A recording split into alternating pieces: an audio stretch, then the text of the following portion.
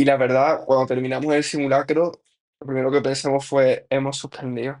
Hemos suspendido, no ha servido de nada la preparación, ¿qué hemos hecho con nuestra vida? Estábamos corrigiendo el simulacro diciendo: "Madre mía, a ver qué porcentaje saco". Y sorprendentemente, el porcentaje que he sacado ha sido exactamente el mismo que el último simulacro, el cual para mí es un porcentaje bastante bueno. Y aún tenemos 2 semanas para hacer el examen. La verdad es que estoy sorprendido hasta ahora. Son las 12 de la mañana del día siguiente. Ayer empezamos el simulacro sobre las 10 de la mañana, acabamos a las 8 de la tarde, destrozados. Y cuando vimos en la puntuación, no nos lo podíamos creer, la verdad. Muy contento, muy contento. El simulacro me pareció mucho más largo que el anterior y con mucha más ética. Eso lo sabíamos ya. Y Hopi questions, que son cuestiones que ahora vamos a ver, son preguntas largas a las que no estoy acostumbrado. Entonces, el formato es diferente, los conceptos son más o menos iguales, algunas preguntas muy raras, algunos conceptos muy raros que son para hacerte fallar. Pero para mí, mucho más difícil que en BMI 15 y la verdad es que nos hemos sorprendido bastante con el resultado, que ha sido exactamente el mismo. Según los convertores, tengo la misma puntuación 3-digit score que en NVMe 15, aunque tenga 3 preguntas peores. Hemos fallado 44, en el anterior fallamos 41, pero con los conversores te dicen que tienes la misma nota, mismos 3 digits. Vamos a mirar primero NVMe 16, después vamos a mirar Free 120, que Free 120 ha sido 75%.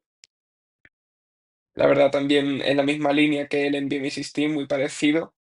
Preguntas largas, rebuscadas, vagas y la verdad es que, bien, porque estábamos cansados, hemos aguantado bien, hemos seguido protocolo.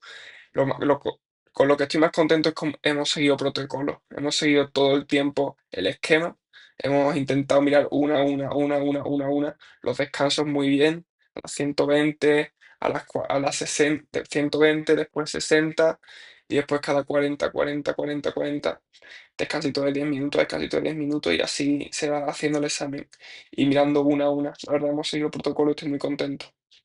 Vamos a ver el análisis por bloque y seguimos. El análisis por bloques es el siguiente. La verdad estoy muy contento, sobre todo con el análisis por bloques, porque la verdad es que lo que más he mejorado para este examen es que, pareciéndome un examen difícil mientras lo estaba haciendo, he sido capaz de mantener más o menos los porcentajes. Por lo general, en los anteriores simulacros siempre tenía un bloque que la mente se apagaba porque me estaba pareciendo difícil y a lo mejor fallaba 3 o 4 preguntas o incluso 5 preguntas de más por fallos de concentración por la que la mentalidad estaba rota. Aquí sí que me he dado cuenta que en este simulacro, aunque me estaba pareciendo difícil, he sido capaz de mantener la compostura y seguir respondiendo preguntas una a una. Y sobre todo el tema del tiempo lo he mejorado bastante. Me parecía muy largo y hemos ido bien de tiempo. Se puede mejorar todavía, pero la verdad es que contento. Y vamos a ver los resultados, vamos a ver ya las preguntas. Aquí me estaban hablando de una mujer que se había hecho una colecistectomía hace 6 semanas y ahora presenta un quiste pancreático. Entonces, yo sé que si tienes un quiste pancreático posterior a la colecistectomía, puedes tener un manejo conservador o un drenaje por CBRE o por CT scan. Entonces, el criterio para drenaje que yo me sabía era que tienes más de 6 centímetros de dilatación, más de 6 centímetros, perdón, más de 6 centímetros de diámetro del quiste. Ese es el criterio que yo me sabía. Y justo me lo das en el valor, o sea, me lo das en 6 centímetros, entonces no me acordaba si era mayor o menor. Como veía que el dolor abdominal era leve, no tenía más síntomas asociados, pues opté por un manejo conservador. Pero claro, hay que saber que el tamaño, el diámetro del quiste no es solo el único no es el único criterio para tener en cuenta. Si optamos por un manejo conservador, optamos por un drenaje. En el momento que te dan síntomas, por muy leves que sean, síntomas de distensión abdominal, ya hay que hacer drenaje, aunque te den un quiste de 2 centímetros de diámetro. En el momento que te dan síntomas, hay que proceder con el drenaje.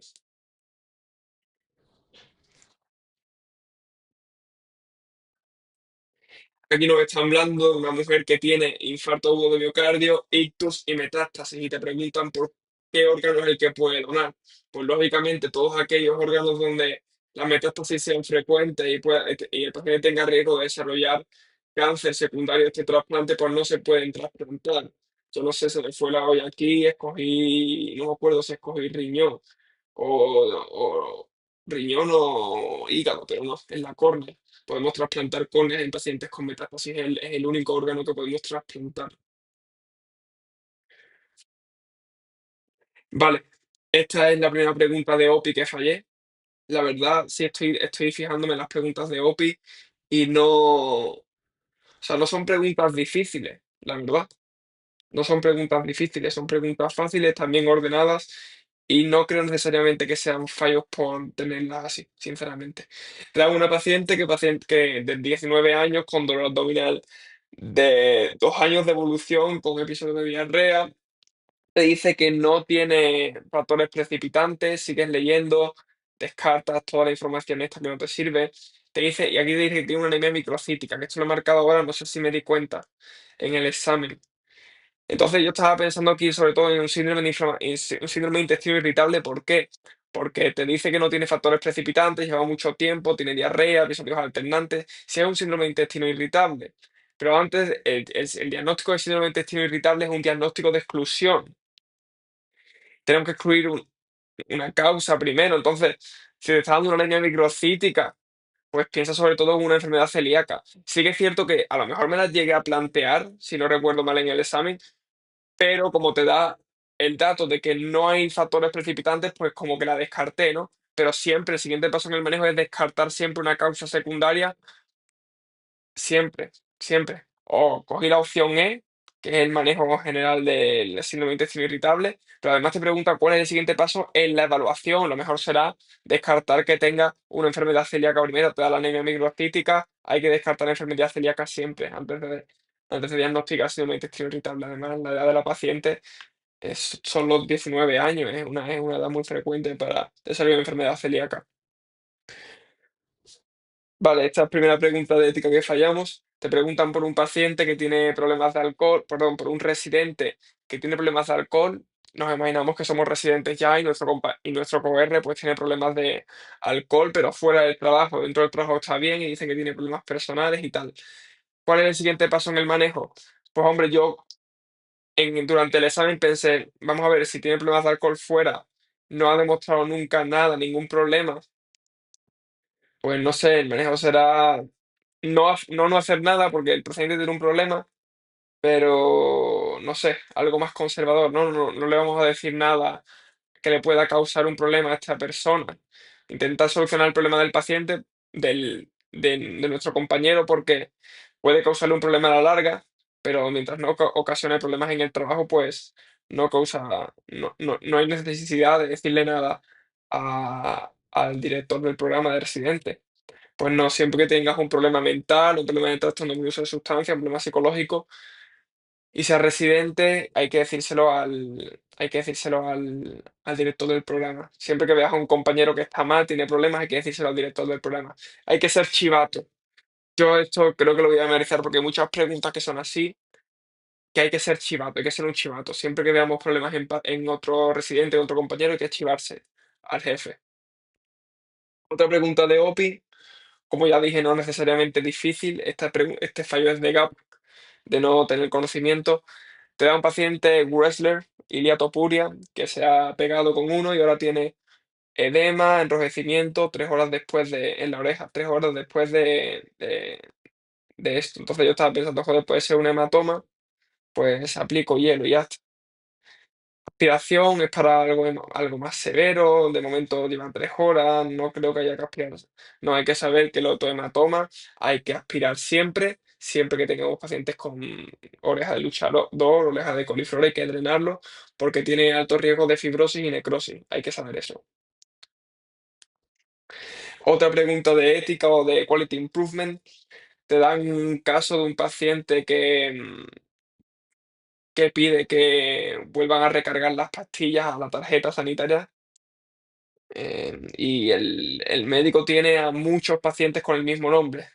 Entonces, mete las pastillas en el registro, en la tarjeta de uno de los pacientes que no es el que las pide. ¿Cuál es el paso en el manejo para prevenir la recurrencia del error? Pues entonces empieza a descartar, ¿no? Cambiar colores no es de mucha utilidad, cambiar la fuente es una medida débil. Buscar a pacientes por el número de la seguridad social puede ser, me la dejo en stand-by. Preguntar a pacientes por la identidad, pues también puede ser un protocolo de seguridad.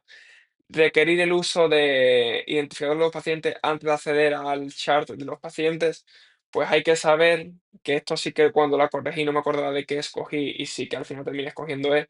Hay que saber que siempre, siempre, siempre esto es una forcing function, que es una de las medidas más potentes que hay para la prevención de riesgos. Siempre que se requiera hacer un paso previo de seguridad antes de hacer cualquier cosa, antes de dar medicación, antes de de discharge al paciente o antes de hacer cualquier cosa, mejor que una medida que dependa del propio médico, dependa de la memoria o dependa del criterio del médico, es mejor una medida del sistema para prevenir errores.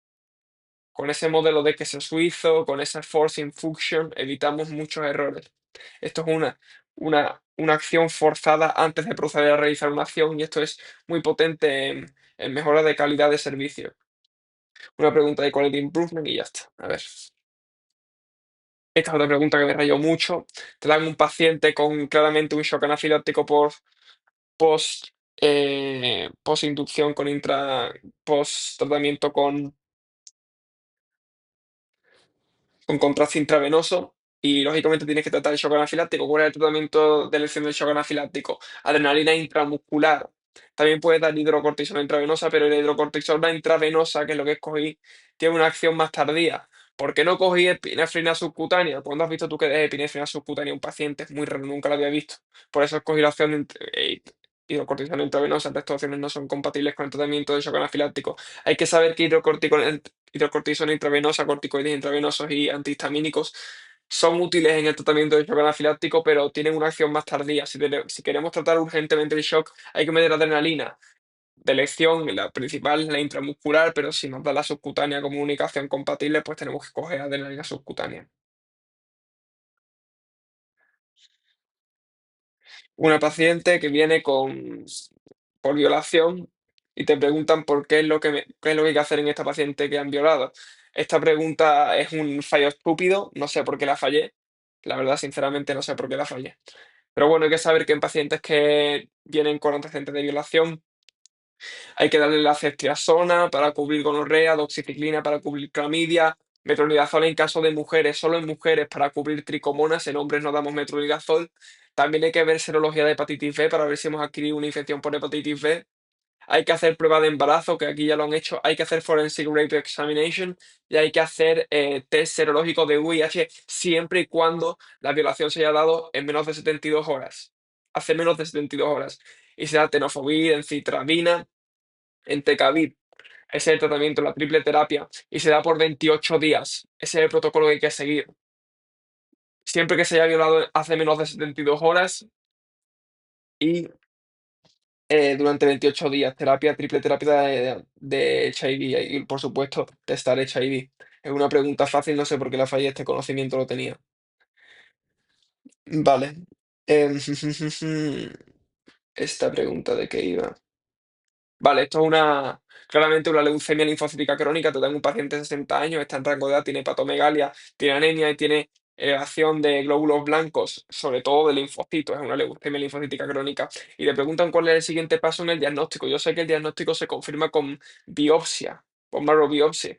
Sí, pero antes de esto tenemos que hacer una flow cytometry para ver esos linfocitos B elevados. Nunca lo había visto preguntado, pero es lógico, no te pregunta por el prueba para confirmar el diagnóstico, te pregunta por la prueba por el siguiente paso en el manejo. Y Flow Cytometry sí que lo había leído en algunos recursos, nunca había hecho una pregunta, pero sí Flow Cytometry es una prueba que se puede hacer.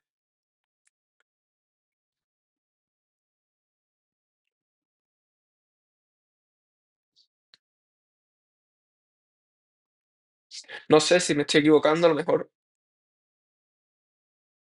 Pues mira, acabo de enterarme de que no. O sea, Para la leucopenia linfocítica crónica no hace falta hacer una biopsia de médula ósea, solamente con flow cytometry no es suficiente. Si nos preguntas el paso para confirmar el diagnóstico, flow cytometry también sería la prueba de elección. Vale, pues sabemos eso es un fallo de gap. Eso es un fallo de gap. Flow cytometry. Un segundo, voy a ponerlo aquí para. El tratamiento de leucemia linfocítica crónica es ibrutinib, que es un inhibidor de la tirosinquinasa, como en el tratamiento de GIST, de tumores del estroma gastrointestinal. Son fallos de gap. Son dos fallos de gap en este bloque. Vale. Dos fallos de gap, tres fallos de ética, cuatro razonar. Vale. Esta pregunta sí me ha rayado mucho cuando la estuve haciendo. Te dan un paciente con dolor vaginal y te dice úlceras. Lo principal e importante. Úlceras múltiples, no es una sola, son úlceras. Y una linfadenopatía dolorosa única. Entonces yo estaba aquí entre Haemophilus ducreyi, chancroide y herpes. Vamos a ver. Haemophilus ducreyi te da, que es la que marqué. Haemophilus ducreyi te da, chancroide, te da una úlcera dolorosa con linfadenopatía dolorosa en una base necrótica. Que sí que es cierto que lo de la base necrótica, dije, joder, no la tiene, pero da igual, porque aquí no te la pueden no dártela para ligarte más, ¿vale? Entonces pero el dato de linfadenopatía única me era muy, muy, muy sugestivo de Haemophilus ducreyi. Y yo había leído que principalmente las manifestaciones de Haemophilus ducreyi, la más típica es una úlcera sola en hombres y en mujeres también, pero también se podía presentar como múltiples úlceras, por lo tanto no la descarté. Y sobre todo el dato este de la linfadenopatía única dolorosa me era muy característico de Haemophilus ducreyi. Pero según NVMe, según los recursos, en este examen no te van a liar con eso. Es una única úlcera dolorosa, ya sea hombres o mujeres, con base necrótica. Y no hay que liarse más. Si te dan múltiples, descartas a Haemophilus ducreyi. Si te dan múltiples úlceras, descartas a Haemophilus ducreyi. Si te dan múltiples úlceras, descartas a Haemophilus ducreyi. Lo repito tres veces para no fallarla más. Y lógicamente, múltiples úlceras dolorosas, pues es más compatible con herpes. Sífilis no, es una úlcera indolora. Clamidia no, es el linfogranuloma venéreo, serían múltiples úlceras indoloras muy pequeñitas que después pueden hacerse grandes, fistulizar y estenosarse. Hay que saber eso. En los diagnósticos diferenciales lo tenemos bien cogido. Solo Haemophilus ducreyi saber ese detalle, que en este examen te lo van a presentar como una única. No te rayes por si te dan más. Si te dan más, ya piensas en herpes. Vale, esta pregunta sí me parece algo más compleja, o a lo mejor no compleja, sino que no tenía este concepto bien cogido. Te da un paciente que acaba de diagnosticar de hepatitis C, ¿cuál es el siguiente paso en el manejo? Entonces empieza a descartar, ¿no? Meningococo, hombre, a pacientes infectados con hepatopatías crónicas hay que meter vacunas, eso sí lo sabía, entonces las dejen en stand-by, tanto esa como varicela zoster, pero sí que es cierto que me sonaba más meningococo. Crioglobulinemia, sí que está relacionado con crioglobulinemia mixta, con líquen plano, con porfiria cutánea tarda, pero no es un paso de screening que yo haría. Alcoholic cessation, hombre, ¿cuánto bebe al día? Bebe cuatro o cinco a la semana, lo cual es normal. Tampoco se lo quitaría. Acaban de diagnosticarlo de hepatitis C hace, pues, bueno, no tiene cirrosis. Y lo mismo con ibuprofeno, no tiene cirrosis todavía tampoco. Me quedé por descarte con meningococo. Dos fallos, vamos a ver. Vacuna de meningococo, no la damos post-esplenectomía, no es la que se da. Es una vacuna importante a dar en pacientes con esplenectomía, previa a cirugía de esplenectomía o post-esplenectomía. No es la vacuna de elección. Sí que es cierto que estamos acostumbrados a que esta opción sea una opción muy correcta muchas veces. Sea una opción que por lo general suele ser correcta cuando te dan muchas opciones de vacuna, pero en este caso no, porque las vacunas que hay que dar en hepatopatía son la vacuna de neumococo, hepatitis A y hepatitis C, hay que saber eso. Pacientes con hepatopatía damos vacuna de perdón, vacuna de hepatitis A, vacuna de hepatitis B y vacuna de neumococo. No te dan ninguna de estas opciones. Y después el tema de alcoholic cessation, sí hay que cesar todo alcohol en pacientes con virus de hepatitis C. Hay que saber eso. Hay que saber eso.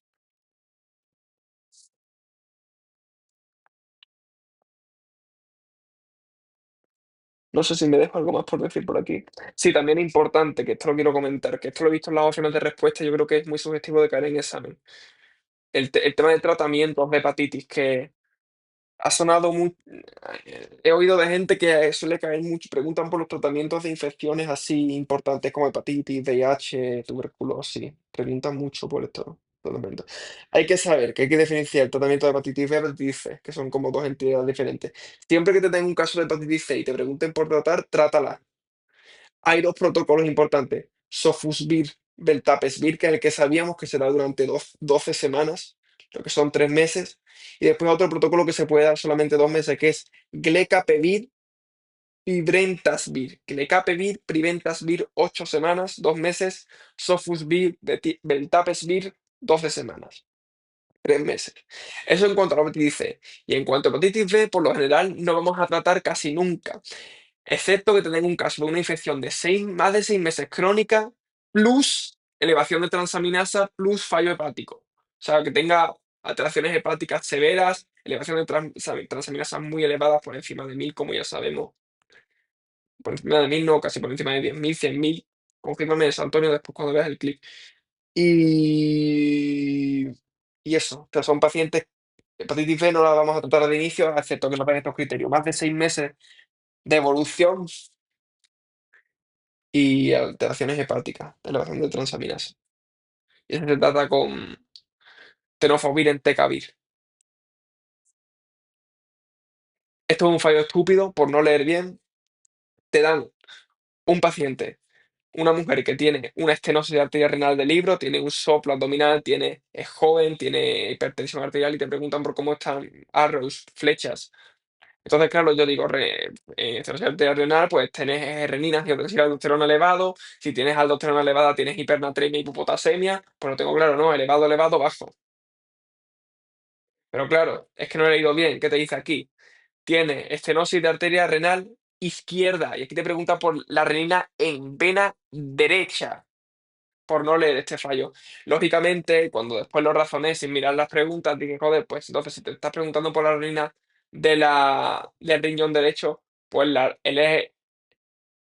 el cuerpo, al detectar una elevación de la tensión arterial, la secreción de renina, en concreto por el riñón derecho, estará disminuida porque hay hipertensión arterial.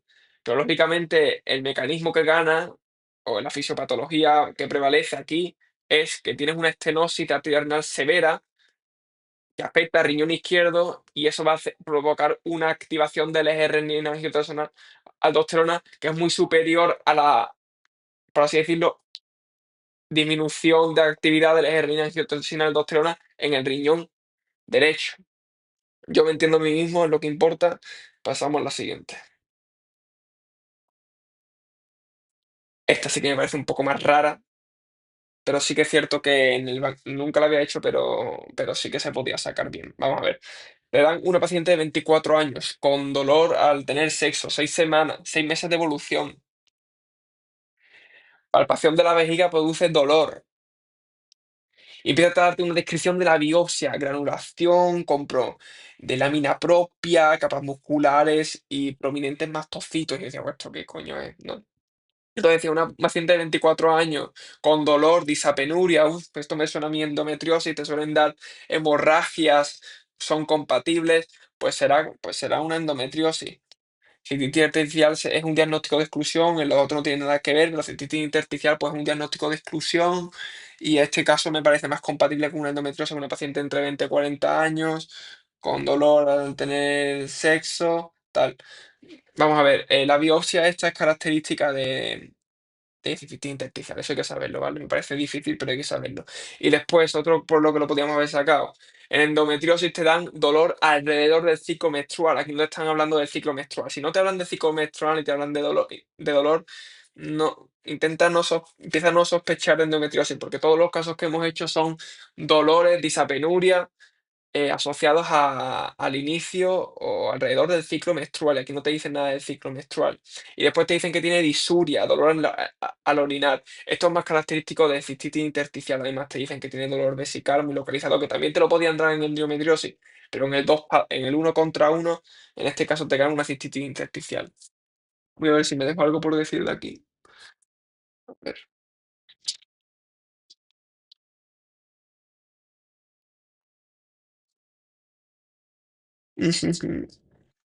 Exacto, no hay disuria, los dolores son cíclicos.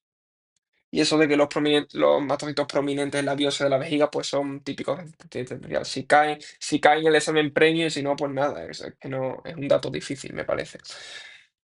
Después te dan una paciente aquí, ¿vale? Que este caso es de leerlo mal también. Creo que estos dos, este caso es de leerlo mal, el anterior no tanto. Paciente de 76 años, hombre, hospitalizado por deshidratación severa. Dice que su hija le cuida, pero que está fuera la mayor parte del tiempo, y dice que prefiere vivir con su hija o vivir con su hija. Entonces yo empiezo a enfocar la pregunta de una manera diferente, ¿no? Empiezo a enfocarla de una forma que no hay que enfocarla. La gracia de este examen es que tú te ponen casos clínicos largos para que enfoques la pregunta mal.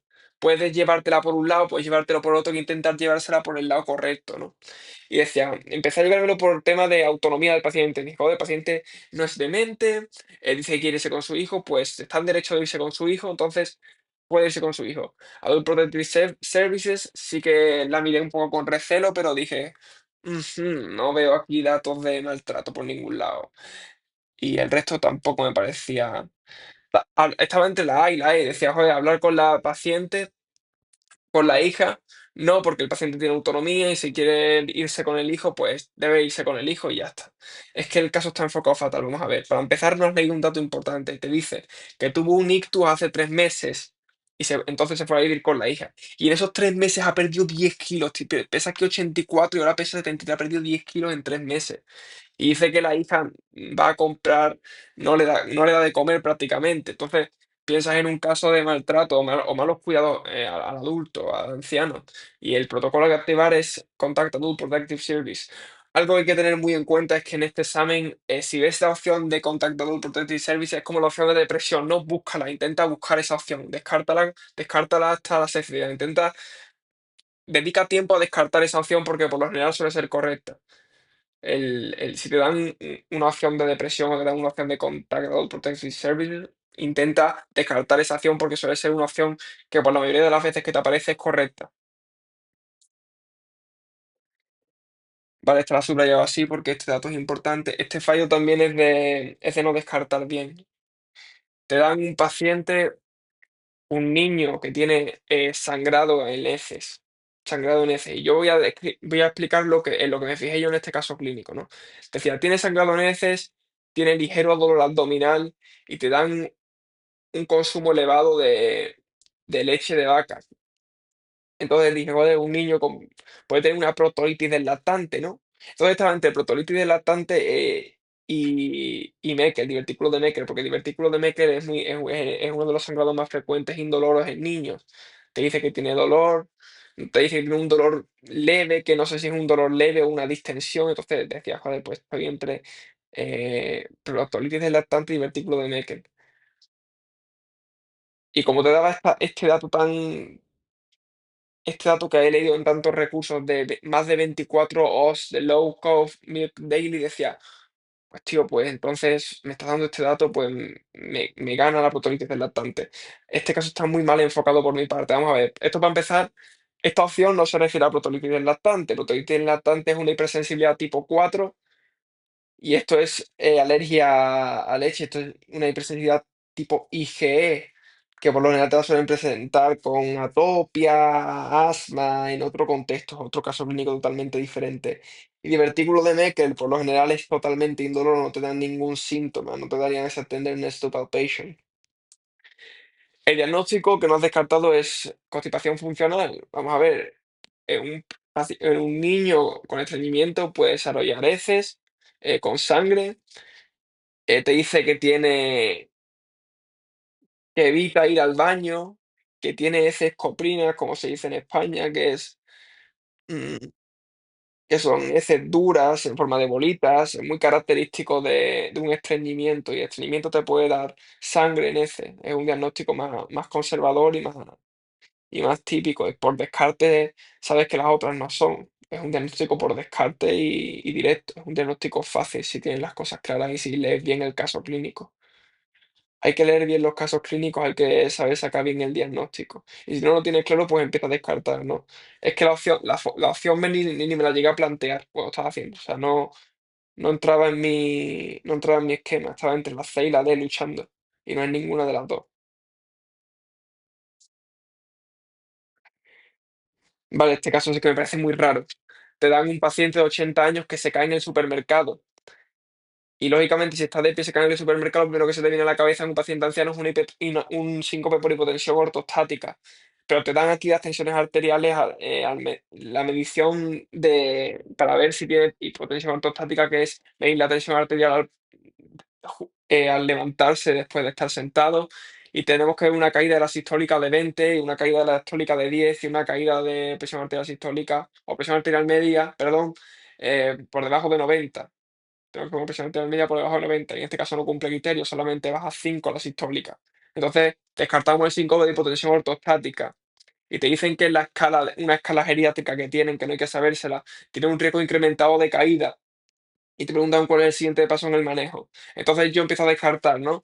Que no lo deje que no se vaya de la casa sin estar acompañado, pues no, no, el paciente tiene que tener libertad, autonomía, no hay ningún problema. Al lodipino, esto se refiere a hipotensión ortostática, hemos descartado hipotensión ortostática, la Vigatran, que tendrá que ver aquí un anticoagulante. Entonces estaba entre la D y la E, ¿no?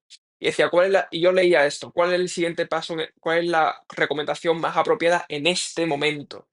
Entonces yo pensaba, joder, la terapia física está muy bien, pero en este momento, si queremos evitar la caída, la terapia física pues te va a ayudar, pero a largo plazo, ¿no? A lo mejor ves el beneficio en 1, 2, 3 meses, pero no en el primer día. Entonces, si queremos que evitar que el paciente se caiga, pues le metemos un andador, ¿no? Para que no se caiga.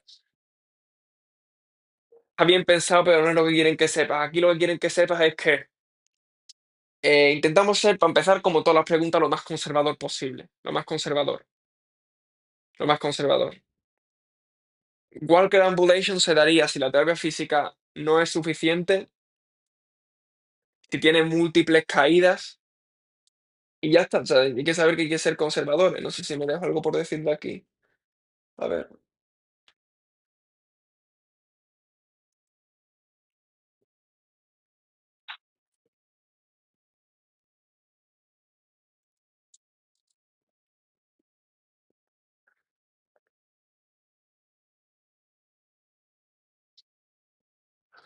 Vale. Ujú.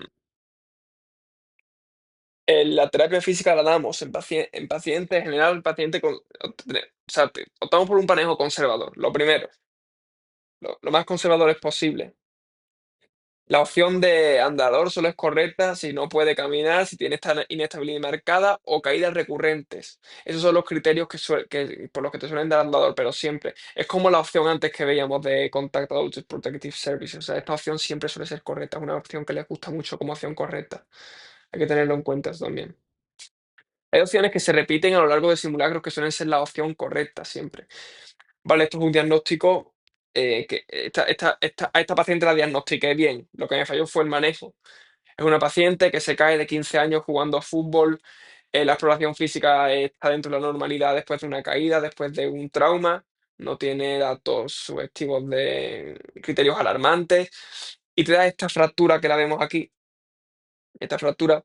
Y yo digo, joder, es una fractura metafodiafisiaria, es una fractura en torus, ¿no? Bien diagnosticado por mi parte. Fractura del tallo verde te la dan en la diáfisis, fractura en torus, es otro tipo de fractura incompleta, te la dan en la metafodiáfisis, ¿no? Entonces, ¿cuál es el siguiente paso en el manejo? Pues la verdad no me acordaba muy bien.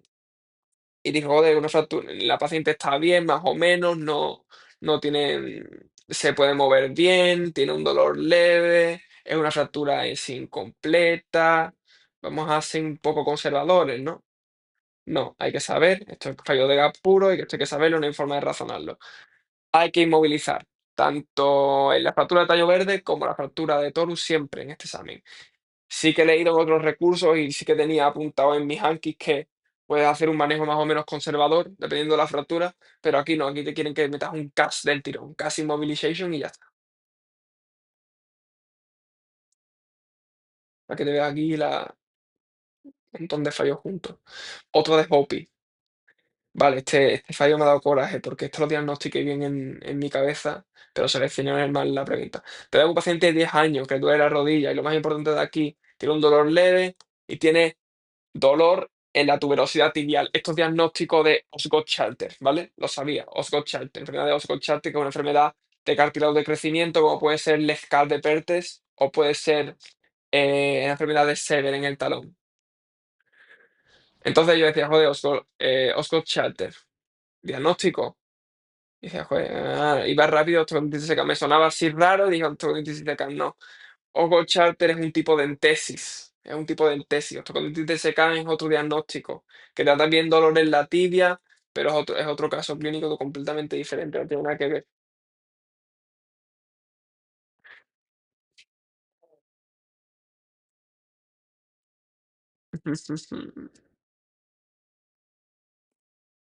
La disecam es una enfermedad que se trata de una forma compleja, así que recuerdo que se trata con injertos, te puede dar células madres, hacían injertos de cartílago. El tratamiento de esa enfermedad era lo más ágil a recordar.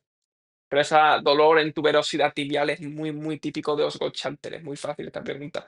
Lo que pasa es que, claro, no te dan la opción de Osgood-Schlatter, te la dan un poquito más rebuscada. Es un tipo de entesis. Y el resto no son por descarte.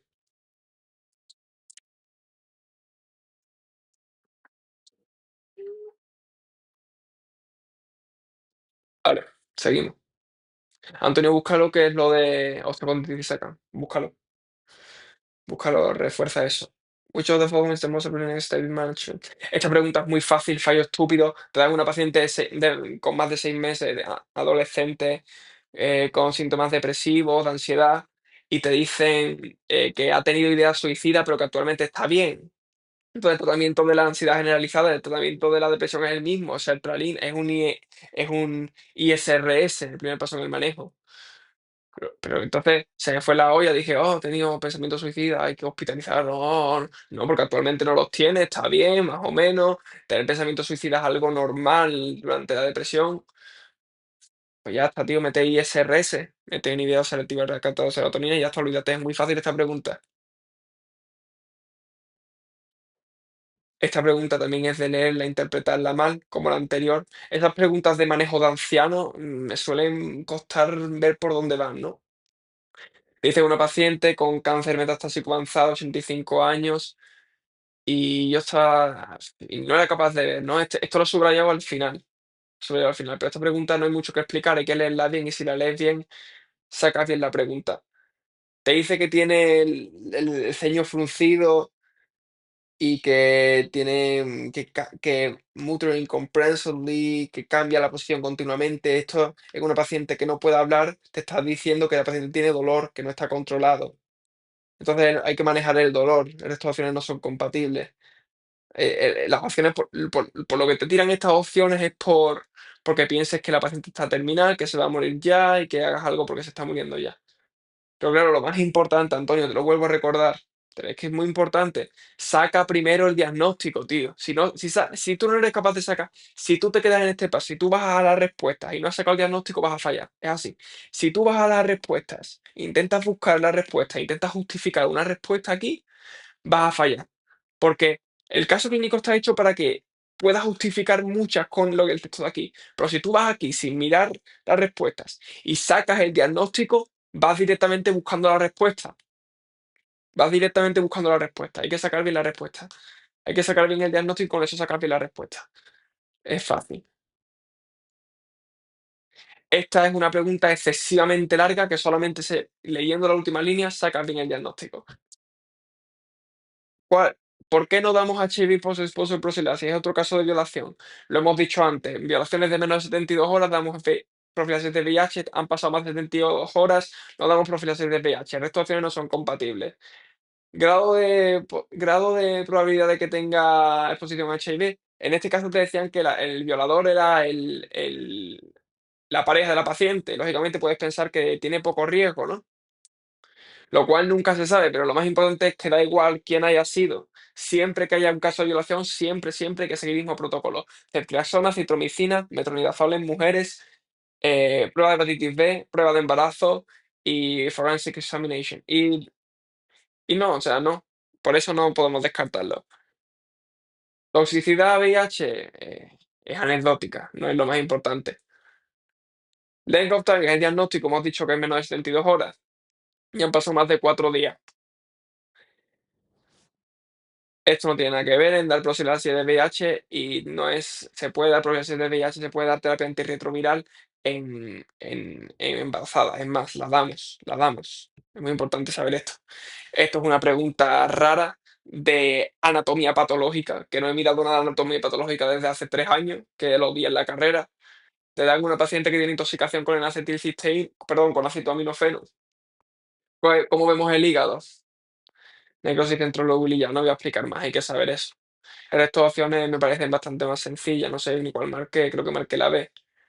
Hay que saber que la opción D está asociada con inmunosupresión, que eso lo he leído, no lo sabía. Son dilataciones como quísticas parecen como quistes en el hígado. Está asociado a trasplante hepático, la pilosis plánica y a inmunosupresión y a VIH, pero hay que saber que el hallazgo de la biopsia que vemos en intoxicación por paracetamol es necrosis centrolobular. Necrosis centrolobular. Este caso lo fallé por leer la primera línea y por estar acostumbrado a leer esta línea en el diagnóstico que os voy a decir. Vamos a ver. Tenemos aquí un paciente de 82 años que ha sido tratado con Alzheimer, Skill and Nurture Care Facility. Esa frase es súper característica, la he visto siempre en pacientes que te presentan un síndrome de pseudo-obstrucción colónica o un síndrome de Ogilvy. Entonces dije, joder, pues neostigmina. Dice que no tiene un dolor abdominal excesivo, no tiene hallazgos sugestivos de isquemia o necrosis, pues dije, pues la neostigmina, ¿no? Corriendo. Vamos a ver, ¿has mirado la placa? Que la placa es patognomónica, tío. Esto es un signo de café, es un grano de café, es un volvulo sismoideo, tío. Que sí que es cierto que esto es muy sugestivo de síndrome de Ogilvy, pero es que la radiografía de tórax te da un diagnóstico diferente. El síndrome de Ogilvy te daría un megacolon, pero no te daría este grano en café. El grano en café es patognomónico de volvulo sismoideo y el volvulo sismoideo lo manejamos con detorsión endoscópica. Buscamos la detorsión endoscópica aquí, ¿qué opción te dan? Sismoideoscopia es la opción correcta. Esta es otra pregunta que creo que he fallado en el anterior simulacro y en el anterior del anterior igual. Riesgo de-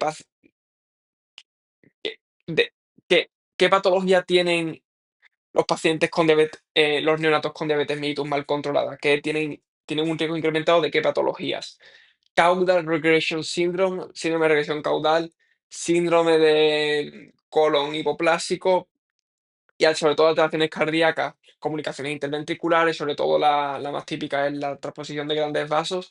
Y yo empecé a leer estas opciones y dije, oh, cataratas sí está asociada con diabetes mellitus, que no es sinostosis, no, gastrosquisis no, es una salida no es ni siquiera un onfalocele, la salida. Esto es la salida de asas intestinales sin que esté recubierta por el peritoneo. Y Gonzalo sí que está un poco más asociado con otra patología, pero bueno, tiene diabetes mellitus, no tiene nada que ver. Tronco arterioso, pues está asociado con síndrome de Di-George, no está asociado con diabetes mellitus. Sí está asociado con diabetes mellitus, toda alteración que veas cardíaca, piensa, aunque te den una tetralogía de Fallot, también piensa en diabetes mellitus. Catarata sí está asociado con diabetes, pero no en contexto neonatal, está asociado más adelante en la vida en pacientes ancianos con diabetes mellitus mal controlada, no en neonatos. Aquí la acción de catarata se refería más, te quería hacer pensar más en una rubeola. Pero sí, toda alteración cardíaca que te den, piensa en, en diabetes mellitus, perdón, en diabetes estacional. Sobre todo alteraciones asociadas en el primer trimestre. Por eso hacemos screening en el primer trimestre en pacientes con diabetes mellitus para evitar este riesgo cardíaco sobre todo. También asociado con Caudal Regression Syndrome, pero sí, hay que pensar en eso. En el bloque 3 esta primera pregunta. Tenemos una paciente de 72 años, mujer, ya tiene un incremento en el consumo de alcohol, te preguntan por cuál es la causa aparte de aconsejar eh, sobre el uso de alcohol, sobre qué más tenemos que aconsejar, ¿no? Entonces es una pregunta rara de inicio. Te preguntan por una mujer de 72 años de edad que ha tenido un incremento en el consumo de alcohol, una disminución en el peso, baja energía, no está motivada, entonces empieza a decantándome por ahí por depresión. Tiene 8 meses de historia de dolor de espalda baja y tenden en la espalda, entonces me empieza a dudar aquí. Digo, joder, me estás hablando de depresión, me estás hablando de osteoporosis con esa descripción que me estás dando de back tenderness muy típica, es una mujer de edad avanzada posmenopáusica, aunque el IMC me lo das bien, ¿no? Esto es lo que iba por mi cabeza. Entonces me voy abajo sin tener muy claro el diagnóstico, que eso es un gran error para empezar, porque si te vas para abajo sin tener claro el diagnóstico, tienes un 50% de probabilidades de fallar la pregunta. Entonces veo incrementar. Conductos sociales, no, no creo. Non-steroidal anti-inflammatory, AINES, que tendrán que ver aquí los AINES. ¿Está utilizando AINES? Sí, pero la verdad es que no me va mucho en el caso clínico. Estoy pensando en depresión, estoy pensando en osteoporosis. Vitamin D supplementation, bueno, por lo que no está en por osteoporosis. Weight loss, no, tiene un IMC normal por descarte con vitamina D. Es que has enfocado mal el caso. El caso te está preguntando por qué te dice, aparte de incrementar, aparte de aconsejar sobre el consumo de alcohol, sobre qué más tienes que aconsejar. En una paciente que está tomando alcohol, si está tomando AINES al mismo tiempo, tiene un riesgo muy incrementado de hemorragias gastrointestinales. Te meten esta maraña de datos para liarte. Todo el caso te está llevando por ese sitio. No te está llevando por depresión, ni te está llevando por osteoporosis, te está llevando por riesgo de hemorragia gastrointestinal en pacientes que tienen AINES con alcohol. Pregunta rara. Esto es fallo de garrafal, porque es una pregunta facilísima, es una pregunta fácil. Un paciente con una hernia inguinal sintomática, ¿cuál es el siguiente paso en el manejo? Cirugía, no hay que rayarse más, cirugía. Vamos a ver, cirugía, es que no hay más. Yo aquí tenía lío, decía, joder, es una hernia, pero la sintomatología es leve. mm, no es una hernia crural, no es una hernia femoral, es una hernia por encima del anillo inguinal, supongo. Podemos tener un manejo más conservador, ¿no? No, el manejo solo es conservador siempre y cuando no te dan síntomas. Si, por ejemplo, encuentras una hernia incidental, si encuentras una hernia inguinal sintomática, cirugía del tirón. Entonces, la siguiente pregunta es, ¿cirugía electiva o cirugía de emergencia? Cirugía electiva, si es una hernia sintomática leve por encima del anillo inguinal o si es una hernia femoral. Si es una hernia estrangulada o una hernia plural, es una cirugía de emergencia, lo que hay que indicar. Esto es más frecuente en mujeres. Si tenemos dudas si es una hernia, si no tenemos claro si es una hernia o no, podemos hacer una ecografía o un TAC, pero en este caso sí está bastante claro que es una hernia.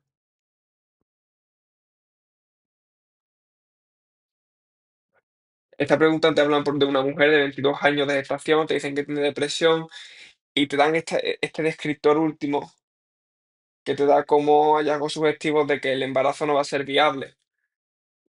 Y el médico ofrece terminar el parto, la mujer dice que no. ¿Cuál es el siguiente paso que aconsejamos? En este caso sí que es obligatorio bajar a leer las opciones, pero yo voy con la mente de que si está en edad 22 de gestación y el médico dice que no, el parto no es viable, pues lo general es que la paciente, el parto tenga un mal pronóstico y la paciente vaya a tener que abortar, el feto no va a ser viable. Entonces va a haber que tener cuidados paliativos y vas a tener que hacer un manejo acorde a un feto que no ha llegado, un feto muerto. Entonces, ves entre las diferentes opciones y la única que es compatible es lo que yo he dicho. Cuidado prenatal, cuidado perinatal paliativo. El resto de opciones no son compatibles. Que sí que es cierto que la madre está en una situación vulnerable y la opción B te habla de ello, pero la opción D también. O sea, la única opción compatible. Esta pregunta es fácil de razonar.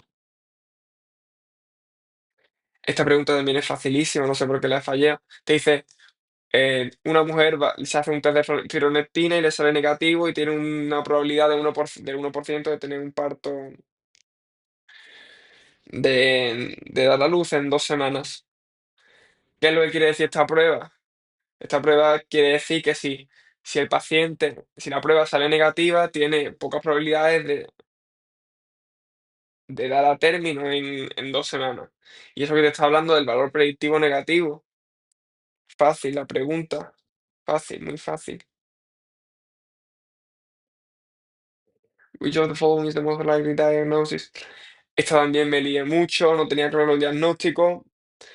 Y la verdad es que es otra de las preguntas que hay que bajar para saber, porque es un diagnóstico raro. Hay que descartar para llegar al diagnóstico aquí. Dice que tiene una niña de 3 años, que tiene un rash en glúteo y cara, un rash eritematoso, un rash perioral. Entonces empieza a descartar porque pueden ser muchas cosas, ¿no? Reacción alérgica, esa localización tan específica, en ese sitio no me es compatible. Dermatitis atópica, sí que es la opción que marqué, pero después cuando pensamos en neuritis atópica tenemos que tener en cuenta, ¿se dan caras extensoras o caras flexoras? Caras flexoras en, en pacientes por encima de 2 años. En lactantes, pacientes menos de 2 años, pensar en caras extensoras. Este paciente tiene rash en glúteo, lo cual es una cara extensora, pero tiene 3 años, entonces ya no me es compatible y tampoco es lo más típico. Candidiasis no tiene nada que ver, neuritis seborreica tampoco el descriptor. Déficit de zinc, pues por descarte es este el diagnóstico. Me fui por la neuritis atópica, pero después cuando volví a hacer la pregunta, pues dije, "Si es que el zinc es lo más compatible". Es una pregunta que sacas por descarte razonándola bien. La neuritis atópica, lo que he comentado ya, te puede dar un rash en glúteo, pero es más típico en pacientes de menos de 2 años. Y te da otra descripción, te ponen otro caso clínico, este no está compatible, es más compatible con el déficit de zinc. El déficit de zinc te da alteraciones de olfato, de gusto, alteraciones en la cicatrización, alopecia. Es muy típico en este examen. Aquí dice, me he rayado porque te dan aquí zinc deficiency otra vez aquí. Vamos a ver, en este caso clínico están hablando de una persona con hipotensión ortostática, disfunción eréctil, y te dicen que tiene disminución de la propiocepción. Entonces tienes que, esta pregunta también creo que es una de las que tienes que descartar para llegar al diagnóstico. Pero pienso sobre todo en una hipotensión, en una disfunción autonómica, porque disfunción eréctil y hipotensión ortostática, todo eso te da disfunción autonómica. Te dice aquí que tiene diabetes mellitus tipo 2, lo cual es una causa de neuropatía autonómica. Pero aquí te daba el dato de propiocepción, sensación y vibración están disminuidas, lo cual es compatible con un déficit de B12. Y un déficit de B12 también te puede producir manifestaciones neurológicas. Entonces estaba te dice que tiene aquí metformina. Y digo, joder, me das una medicación compatible con sintomatología derivada en el caso clínico, es decir, la metformina produce un déficit de B12 y ese déficit de B12 me lleva a una disminución de propiocepción, de tacto y propiocepción. Y estoy acostumbrado que si me das un fármaco en este examen, generalmente Medication Adverse Effect es la opción correcta. Entonces, estaba entre la opción B y la opción C. Ahora que la opción C, por esa lógica que os he comentado, pero vamos a ver, por mucho que me des esto, la disfunción eréctil y la hipotensión ortostática no se explican por, por un déficit de B12, son compatibles con la insuficiencia autonómica. Que sí que la insuficiencia autonómica tampoco podría explicar el déficit de propiocepción y de tacto, pero, pero en este caso clínico te está orientando más a a una insuficiencia autonómica. Por mucho que me des la metformina y por mucho que me des aquí el déficit de B12, los otros dos hallazgos no son compatibles con el déficit de B12, son más compatibles con la insuficiencia autonómica. Este caso es muy raro, yo creo que es de las más difíciles de este examen, la pregunta más difícil de este examen. Te dan un paciente con alto riesgo de VIH, 22 años, con una promiscuidad del carajo, y, y te preguntan cuál es la mejor medida para prevenir VIH. Te dicen abstinencia. Entonces, estas opciones mueren, son muy fáciles, pues exposure no te previene, y las otras dos tampoco. Abstinencia, hombre, dejar de tener sexo es lo que más te va a prevenir, no es lo que yo pienso.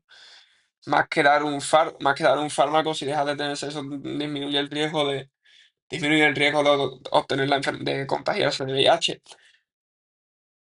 Sí es cierto, pero por lo visto aquí lo que dicen los examinadores es que decir que al paciente que se abstenga es judgmental. Juzgas al paciente y no está bien porque tú no sabes nunca si el paciente va a hacerte caso o no, así que no, y hay que dar profilaxis, hay que dar una profilaxis previa con tenofovir y encitrabina, entricitabina, tenofovir y entricitabina.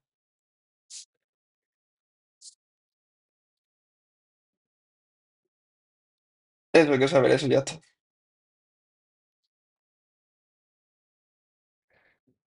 O sea, la profilaxis y hay que saber que la profilaxis de VIH se da en pacientes con una elevada promiscuidad sexual. Por si me lo preguntan en otro caso. Sí que tengo entendido que en este examen en el real te preguntan mucho de VIH, así que es algo que voy a tener que repasar muy a fondo, VIH. Otra pregunta de Hopi, bastante fácil, que la fallé por no mirar bien las opciones.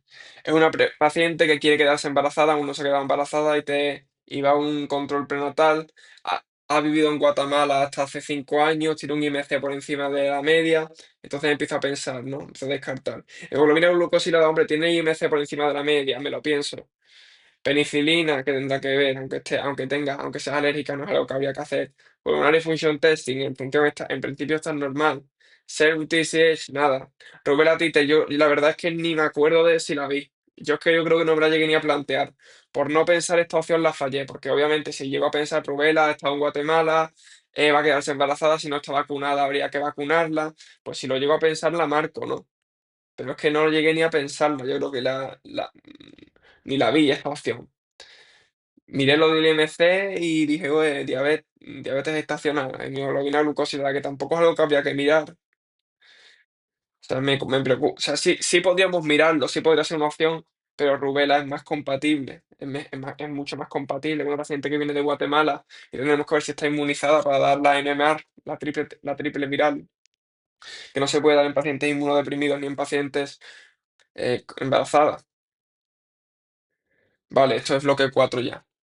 Bloque 4, niño de 14 años que va a someterse a una cirugía electiva de ligamento cruzado y te dicen cuando se van los padres que usa cigarrillos electrónicos y marihuana. Tiene historia de reactividad de la vía aérea y está controlada con albuterol. ¿Cuál es el siguiente paso en el manejo? Esta pregunta es una de preguntas de ética que estoy acostumbrado a las preguntas de ética intentar sacar siempre. Tengo la manía de ver una pregunta de ética, guay, y no soy capaz de hacer como las preguntas de medicina que intento sacar el diagnóstico. No tengo esa mecánica mecanizada, valga la redundancia, pero hay que hacerlo también, Antonio. Si ves un caso de ética, también pregúntate qué es lo que te están preguntando. No el diagnóstico, sino qué es lo que me estás preguntando, cuál es el contexto clínico. Y aquí el contexto clínico es un niño de 14 años con abuso de sustancias. Entonces, el manejo de un niño de 14 años con abuso de sustancias, dirás, tienes que tener en cuenta lo siguiente. ¿Le decimos a los padres o no le decimos a los padres? Siempre le decimos a los padres todo lo del hijo, excepto en tres situaciones. Primera situación, embarazada, que esté embarazada. En el momento que está embarazada, está prácticamente emancipada legalmente. Número dos, cuestiones mentales de depresión, de ansiedad, de suicidio. No hay que decirle tampoco a los padres. Y opción número 3, vigila lo del suicidio, búscame eso bien, por favor, porque no sé si eso es del todo correcto, pero en temas mentales, temas de bienestar psicológico, tampoco lo hay que decirle a los padres. Y tema de trastorno de abuso de sustancias o tema de uso de sustancias, alcohol, drogas, tampoco hace falta decirle a los padres. Entonces, teniendo eso en cuenta, buscamos la opción que es compatible. Cancelar el procedimiento una vez el paciente termine el uso de sustancias? Pues no, porque el uso de marihuana y nicotina no es una contraindicación. Decir a los padres, ya hemos dicho que no. Hacer pruebas de funcionamiento respiratorio, no, está bien controlado con. No, el problema no es, el problema en este caso clínico no es ese. Hay que aconsejar al paciente acerca del uso de sus sustancias y ya está. Esa es la opción correcta según lo que hemos razonado. Como ya digo, muy importante los pasos. Miramos, es una pregunta de ética, nos hemos situado ahora que leemos cuál es el dilema ético. El dilema ético es un niño con trastorno de uso de sustancias. ¿Qué es lo que tenemos que hacer en este niño? Tenemos que enfrentar las preguntas de ética igual que enfrentamos el resto de preguntas, tío. Esta pregunta es muy fácil. Este bloque sí que iba un poco más corto de tiempo y creo que la fallé por eso, pero la marqué, no sé por qué, porque vi la radiografía de toras y dije, joder, la radiografía no la interpreto bien. Antonio, cada vez que veo una radiografía de toras no te rayas, a no ser que sea muy clara, si no ves nada claro, salta al caso clínico, que la mayoría de las veces vas a ser capaz de sacar el caso por el caso clínico, no por la imagen. Es un niño de 2 años perdón, de 2 meses que tiene dificultad respiratoria, ha tenido un episodio de apnea, ha tenido un día de tos, congestión nasal, disminución de respiración, síntomas respiratorios. El lactante es bronquiolitis, fuera, eso lo sabes de sobra, eso lo sabes de sobra. Yo creo que me rayé con la placa de toras, pero es muy fácil. Siempre que veas un niño de menos de 12 meses que tiene síntomas respiratorios, es una bronquiolitis hasta que se demuestre lo contrario. Se preguntan cuál es la siguiente prueba para confirmar la etiología. La única, sabiendo que es bronquiolitis, la única que es compatible es la E, que es la prueba de elección.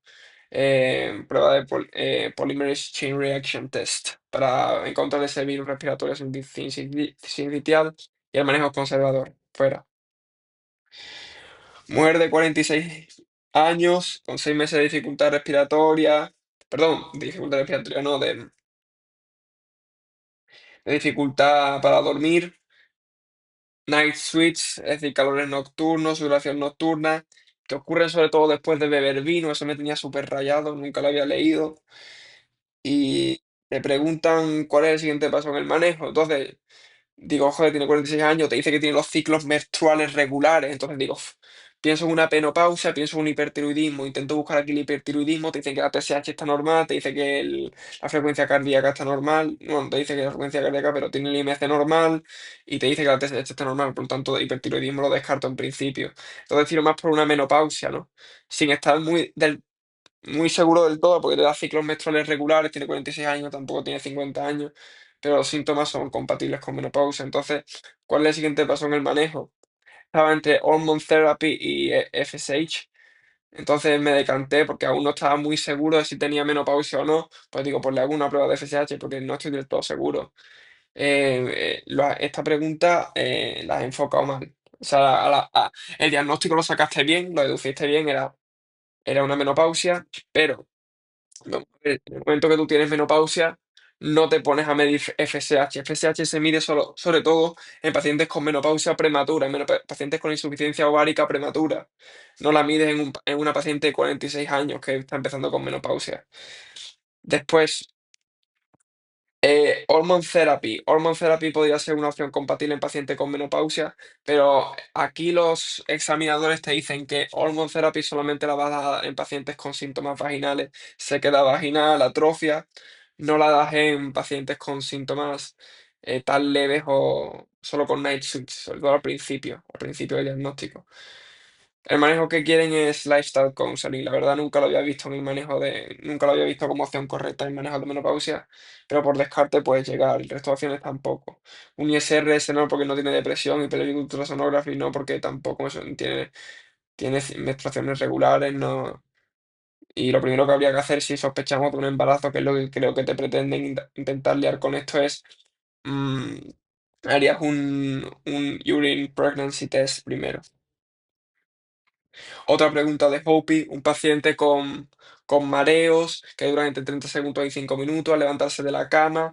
Entonces empiezo a pensar aquí mi diagnóstico diferencial de vértigo, no vértigo. Empiezo a pensar en un vértigo periférico, paroxysmal benignant vertigo, Meniere. Pero me da que tiene una diabetes, me da que está con hidroclorotiazida. Bueno, esto no, esto lo voy a después, pero lo principal es que aquí te dan el diagnóstico de hipotensión ortostática otra vez. Le encanta la hipotensión ortostática en este examen, la verdad. Perdón, en este examen no, en este simulacro, lo han preguntado muchísimo.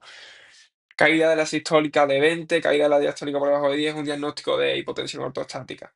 Entonces, recuerdo aquí que tiene diabetes mellitus y me voy a los fármacos y está con hidroclorotiazida, lo cual es un fármaco que contribuye a la hipotensión ortostática. ¿Cuál es la causa de esta condición? Entonces digo, joder, otra vez me das aquí adverse effect of medication. Y yo sé que en este examen adverse effect of medication es casi siempre la opción correcta. Pasa como con depresión, pasa como cuando te dan la opción de depresión y pasa como cuando te dan la opción de contact protective services, que siempre que te la dan suele ser la opción correcta. Entonces me decanto casi siempre me decanto por esta opción casi siempre. Tendo a decantarme por esa opción. Antonio, piensa bien, vamos a ver. Te da un paciente con diabetes mellitus tipo 2 y que es una causa de insuficiencia autonómica, que esto lo han preguntado, que hemos fallado otro caso por lo mismo. Trae un paciente con diabetes mellitus 2, insuficiencia autonómica. ¿Hidroclorotiazida te produce hipotensión ortostática? Sí, pero es menos frecuente y generalmente cuando te quieren dar hipotensión ortostática en pacientes ancianos, es secundaria a fármacos, te dan secundaria al uso de múltiples fármacos. Un paciente que está beta bloqueado, asociado a diuréticos, sobre todo diuréticos de ASA, furosemida, torasemida, no tanto tiazida. Las tiazidas son fármacos que se utilizan, que es el antihipertensivo, es el diurético de elección en pacientes ancianos porque disminuye la presión arterial sistólica de una forma menos brusca a lo que lo hacen los diuréticos de ASA. Por lo tanto, las tacidas son menos, are less prone to produce, ya estoy hablando en inglés, tío. a producir hipotensión. Piensa en furosemida, torosomida, sobre todo en polifarmacia, pacientes que tienen muchos fármacos de cardíacos como betabloqueantes, calcium channel blockers y diuréticos, sobre todo de ASA, no tanto ácidas por lo que he comentado antes. En este caso es más compatible la hipotensión ortostática secundaria a una disfunción autonómica. Esta disfunción autonómica, la respuesta que tienen incompatible es la D, que estaba dudando entre la B y la D, realmente. Pero bueno, mal razonado este caso. A ver, vale, preguntas estadísticas. Hemos fallado bastante estadísticas. La verdad es que llevo bastantes semanas sin repasarlo y ya es algo. Por lo que tengo entendido, no lo preguntan tanto en examen, pero son preguntas fáciles que no podemos fallar. Es una paciente, bueno, perdón, se hace un ensayo clínico, se procede a hacer un ensayo clínico en el cual lo que pretendemos es estudiar, comparar tamoxifeno plus cirugía contra solamente cirugía. Y lógicamente, como podemos pues como ya bien sabemos, si damos tamoxifeno plus cirugía, va a tener un mejor outcome, va a tener menos riesgo de recurrencia de cáncer de mama. ¿Vale? Esa es la conclusión. Y te preguntan, ¿qué nos preocupa acerca de esta conclusión? Entonces, en este tipo de preguntas siempre tenemos que ver, intentar ir descartando las opciones, ¿no? Leemos la opción, intentamos descartar, leemos la opción, intentamos descartar, leemos la opción, intentamos descartar hasta que quedamos con la correcta. Adjuvant therapy is not in control. Hombre, es lo que quiere estudiar, fuera. Lumpectomy is a poor choice, tampoco. La comparación es con un grupo no contemporáneo de controles. Y decía yo, qué cosa más rara, nunca he leído esto, fuera. The size of control group is inadequate. Hombre, tienes 400 pacientes en el control contra 1000 en el estudio. Pues puede ser. The size of the study provides inadequate power. No porque tiene un elevado número, no. Y poder depende del número, depende de la variabilidad, es decir, la desviación estándar, depende del size effects, depende de la significancia. Todo el momento está bien. Por descarte me quedé con la opción D. Y vamos a ver, aprendí algo nuevo. Opción, la opción D es incorrecta porque puedes tener 400 pacientes en el control perfectamente. El cálculo del grupo control se hace independientemente del grupo estudio. Puedes tener un menor número de pacientes control puedes tener un número diferente en controles y en estudio, no pasa nada por ello. Incluso aunque es una diferencia de 600 personas. Hombre, si me estás dando ya 20 o 30 en el grupo control, pues me rayo, pero 400 es normal. La comparación es con un grupo no contemporáneo. Aquí te dicen que se compararon con pacientes se compararon con pacientes hace bastantes años, o sea, casos clínicos de hace bastantes años. Por lo visto no se puede hacer eso. O sea, eso solamente se puede hacer en estudios de enfermedades raras. En ensayos clínicos no. En ensayos clínicos hay que compararlos con pacientes actuales eh, en el mismo momento en el que estamos estudiando los pacientes del grupo estudio.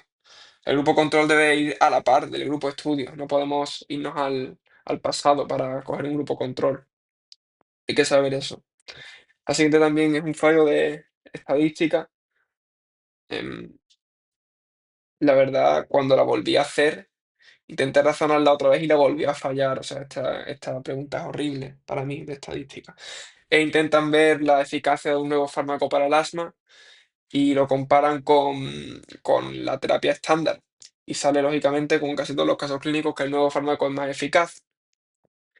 Entonces, ¿cuál es la conclusión? Aquí el fallo, lo voy a decir directamente, es que no he sacado bien, no me he fijado bien. Aquí lo que se pretende estudiar es cómo disminuyen las exacerbaciones de asma, cómo disminuyen las exacerbaciones de asma.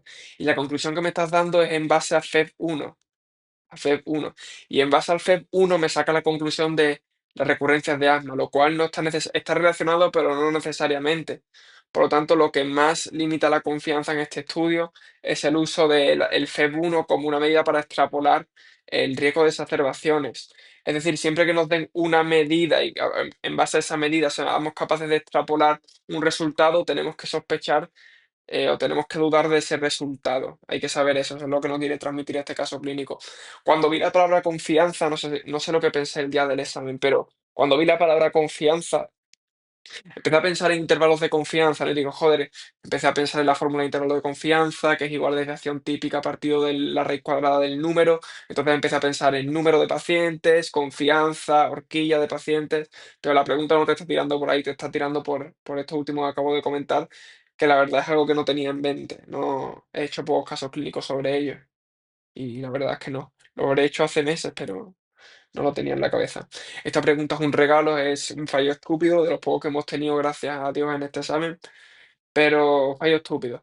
De la paciente de 5 meses de edad que viene porque los padres están preocupados porque tiene hipotonía, fasciculaciones,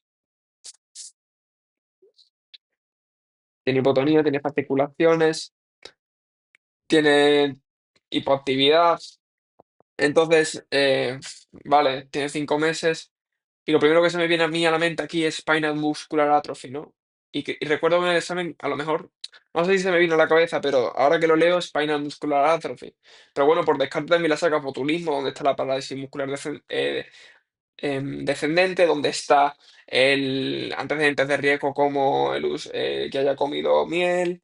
No me estás dando nada, no tienes riesgo y no es tan compatible. Infarto cerebral, no. Parálisis cerebral, hombre, podría ser compatible, pero no me está dando la hipoxia, la dejo en stand-by. Duchenne no es lo típico, no me está dando alteraciones de la cintura pélvica, me lo suele dar en niños más mayores, el caso clínico, aunque también puede darme en los más pequeños. Pero bueno, Spinal Muscular Atrophy es la más compatible. Además les encanta en este examen. Yo creo que va a caer en mi examen, vamos, cae en casi todos los simulacros. Y la suelo acertar, pero no sé, se me fue la olla aquí. Vale, esta pregunta de no leer también. Te preguntan, aquí hay que leer la última línea. Muchas preguntas de leer la última línea. Importante leerla. Which of the following is ¿Cuál de los siguientes es el factor, la indicación más potente para dar nutrición parenteral, es decir, por vía intravenosa? Ya, si quieres dar nutrición parenteral, esto quiere decir o te quiere llevar a pensar que el intestino no está funcionando, ¿no? Entonces, me fui directamente a las opciones IMC que tendrá que ver, diarrea crónica no es una indicación per se, fístula enterocutánea la dejo en stand-by, short bowel syndrome, me rayé, pero dije, aunque tenga short bowel syndrome, el intestino está funcionando y la nutrición parenteral intentamos evitarla siempre que sea posible, siempre que podamos, nutrición parenteral no la vamos a dar, intentamos nutrición enteral casi siempre, porque perder nutrición enteral nos va a llevar a numerosos efectos secundarios porque el intestino no es solo para la digestión, el intestino tiene otras múltiples funciones. No me voy a poner a discutirlas ahora. Short bowel, a small bowel obstruction es una indicación, sí es una indicación. La verdad estaba entre estas dos y digo, joder, nunca he leído fístula enterocutánea, voy a asegurar. El caso clínico es muy largo, no tenía muy claro aquí el diagnóstico, no leí bien. Small bowel obstruction. Antes no tienes que leer bien el caso clínico, tío. Si estás entre dos, vete al caso clínico y confirma. Aquí te dice que ya se le ha solucionado el Small Bowel Obstruction y que actualmente está con fístula enterocutánea. Hombre, pues si ya has solucionado el Small Bowel Obstruction y dudas con la C, pues tira más por la C. Sí que es cierto que dije, joder, estaba dudando entre las dos y dije, fístula enterocutánea nunca lo he visto como una contraindicación escrita. Sí que es Small Bowel Obstruction es una contraindicación típica para la nutrición enteral y por lo general damos nutrición parenteral en estos pacientes. Me fui por ese razonamiento. Pero si en el caso clínico te está diciendo que ya que ha estado, perdón, que se ha solucionado ya la obstrucción y que actualmente está con fístula enterocutánea, pues en este caso clínico, además te dice in this patient history, no en general, en este paciente concreto, es más, la indicación más subjetiva es la indicación más potente es la fístula enterocutánea. Esta sí es un fallo de gap, es un paciente con tendón de Aquiles, tendinopatía de Aquiles, con el siguiente paso en el manejo. Entonces yo estaba aquí prácticamente en la opción, entre la opción A y la opción E, las otras no tienen nada que ver. Perdón, opción A, opción D. Y dije, llevé la lógica que lleva este examen, ¿no? Muchas veces, y es si el paciente hace una actividad frecuentemente, no se la vamos a limitar. Este paciente está preparándose para una maratón y tendrá que entrenar el paciente para prepararse para la maratón, ¿no? Entonces, disminuir la frecuencia de entrenamiento no lo veo lógico porque queremos conservar el estilo de vida de este paciente en la medida de lo posible. Aunque el support puede ser una medida que le ayude. Ese fue el razonamiento que llevé. Pero no hay que saber que este paciente, el manejo de tendinopatía de Aquiles, hay que hacer disminuir la frecuencia del deporte, que es lo que generalmente haría yo como médico también, pero he intentado llevar un poco la lógica a este examen. Intento llevar la lógica a este examen intentando limitar lo menos posible el estilo de vida del paciente, que se está preparando para una maratón. Pero bueno, hay que saber que en la tendinopatía de Aquiles hay que disminuir la frecuencia de deporte y que la opción D no es una opción, no es la opción correcta. La opción D no es algo que hagamos en el manejo de tendinopatía de Aquiles.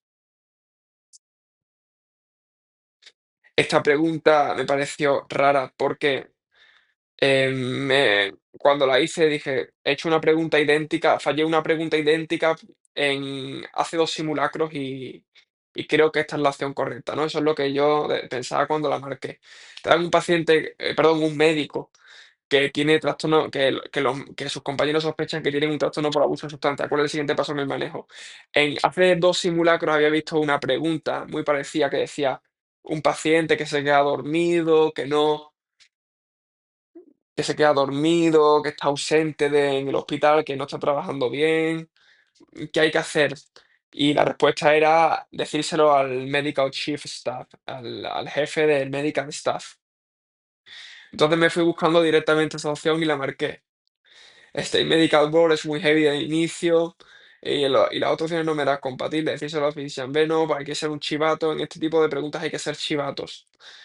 Medical Director of the Hospital Group, no, me sonaba más Medical Staff Resident porque lo había visto hace dos simulacros.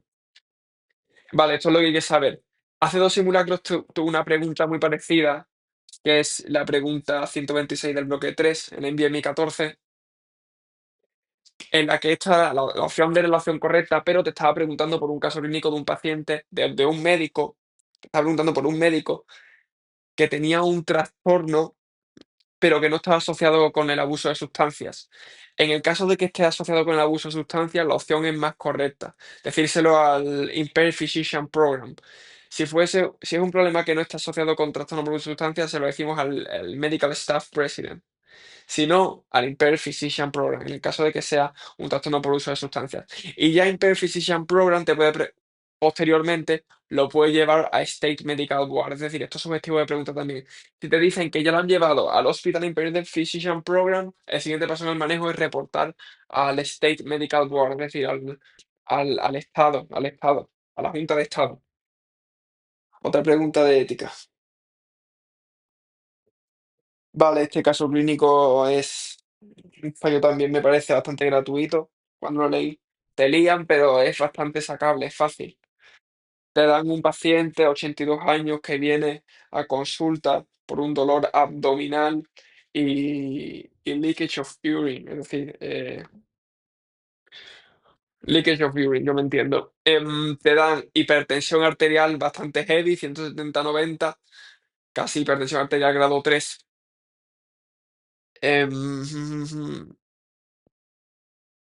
Y palpación abdomen te dice que tiene una masa extendiéndose en la región suprapúbica, entre la región suprapúbica y el ombligo, y te dicen que cuando haces ureanálisis tiene elevación de glóbulos rojos. ¿Cuál es el siguiente paso en el manejo? Pues yo veo ese lóbulo abdominal bien, esa masa abdominal y esa hipertensión arterial tan grande, digo, joder, puede ser un aneurisma de aorta, ¿no? Entonces me fui buscando el aneurisma de aorta y dije, ¡buah! Es lo primero que he pensado, voy a marcar esa. Benign Prostatic Hyperplasia. Es que no llegué ni a pensar, no la descarté. Vamos a ver, el fallo aquí es que no descarté bien la opción.